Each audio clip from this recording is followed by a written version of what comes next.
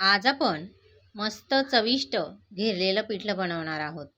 पिठलं आपण दोन प्रकारे बनवतो. एक पाण्यामध्ये बेसन पीठ मिक्स करून आणि अशा पद्धतीने घेरून. तर घेरलेलं पिठलं जे आहे ना, ते चवीला खूप छान लागतं. बऱ्याच जणांनी बनवलंही असेल. अगदी साध्या सोप्या पद्धतीने परंतु झटपट आणि चविष्ट पिठलं आज आपण बनवणार आहोत. तर पिठलं बनवण्यासाठी एखाद्या पॅनमध्ये किंवा कढईमध्ये आवडीप्रमाणे तेल घ्यायचं आहे. तेल गरम झाल्यानंतर आता आपण याच्यामध्ये एक चमचा मोहरी घालू. तेल चांगलं गरम होऊ द्यायचं आणि मग मोहरी घालायची, म्हणजे तडतडलेली मोहरी पिठल्यामध्ये छान लागते. नंतर एक चमचा जिरं घातलेलं आहे. नंतर अर्धा चमचा हिंग घालूया. 8-10 कढीपत्त्याची पानं आणि 2 मोठ्या आकाराचे बारीक कट केलेले कांदे घातलेले आहेत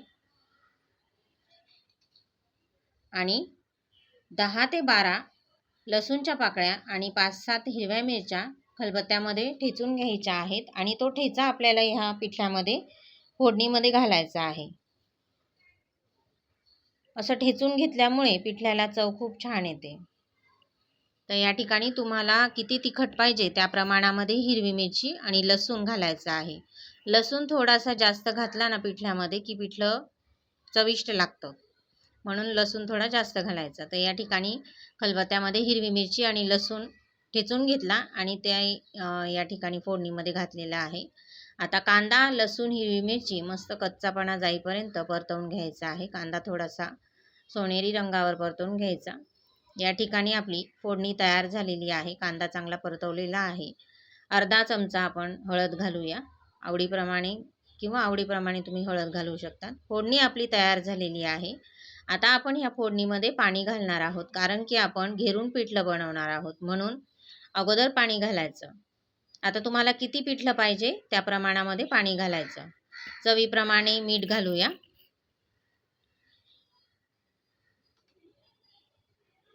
ह्या पाण्याला आता उकळी घ्यायची आहे. फोडणीला उकळी आली की मग आता आपण याच्यामध्ये बेसन पीठ घालणार आहोत. आता गॅस कमी करायचा आणि कमी गॅसवर हळूहळू बेसन पीठ घालत जायचं आणि दुसऱ्या हाताने चमच्याने मिक्स करत जायचंय. पीठ घालून सोडायचं नाही, लगेच दुसऱ्या हाताने मिक्स करायचं आणि पूर्ण पीठ घातल्या गेल्यानंतर छान पिठलं घेरून घ्यायचं आहे. तर बघा, गॅस कमी ठेवायचा म्हणजे गुठळ्याने होत तयार मोठ्या. तर या ठिकाणी पूर्ण पीठ घातलंय मी फोडणीमध्ये बेसनाचं.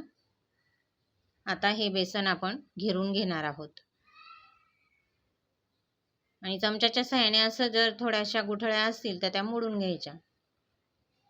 थोडं पाणी जास्तच घालायचं फोडणीमध्ये, कारण की हे शिजायला थोडंसं आपल्याला जास्त शिजवावं लागतं, म्हणजे ते व्यवस्थित आत मस्त शिजलं की पिठलं पण चवीला खूप छान लागतं, कच्चं राहत नाही. तर या ठिकाणी पूर्ण पिठलं घेरून घेतलेलं आहे.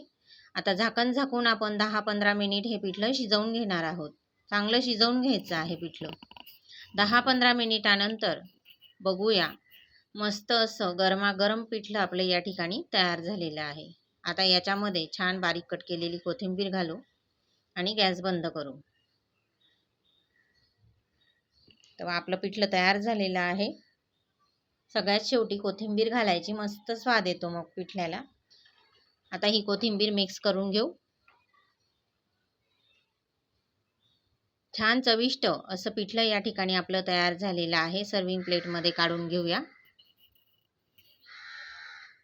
आता हे गरम गरम पिठलं तुम्ही भाकरीसोबत, भातासोबत, चपातीसोबत कशासोबतही खा, कशासोबतही छान लागतं.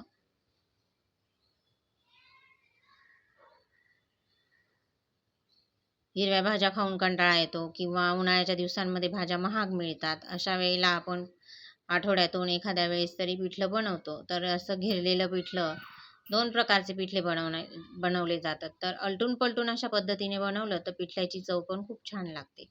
या ठिकाणी मी भाकरी बनवलेली आहे. छान ज्वारीची गरम गरम भाकरी आणि गरम गरम पिठलं आपलं तयार झालेलं आहे. रेसिपी आवडली असेल तर जास्तीत जास्त जणांपर्यंत शेअर करा. पुन्हा भेटूया नवीन रेसिपीमध्ये.